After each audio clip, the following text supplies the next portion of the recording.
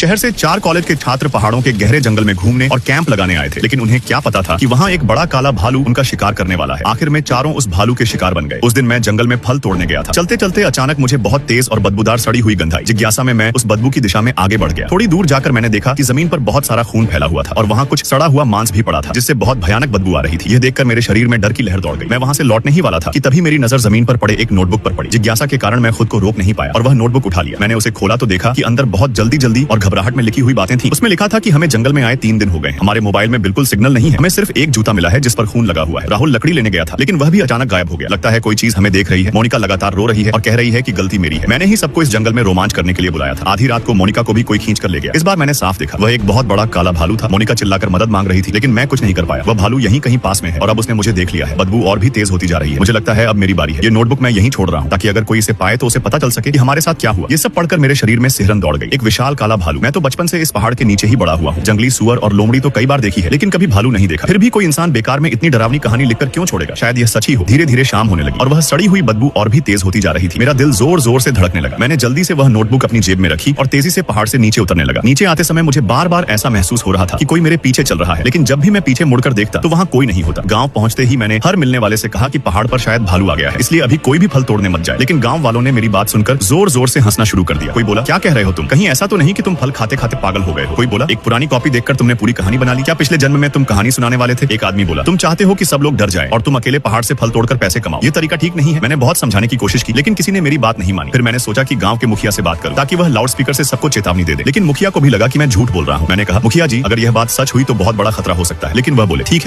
है, अब बस करो, मुझे घर जाकर खाना खाना है। मेरे पास तुम्हारी बेकार की बातें सुनने का समय नहीं है। इतना कहकर वह मुड़कर चले गए। मैं मजबूर होकर घर लौट आया और दादा दादी से कहा कि अब वे पहाड़ पर न जाएं। दादाजी बोले, बेटा, भालू तो मैंने करीब 30 साल पहले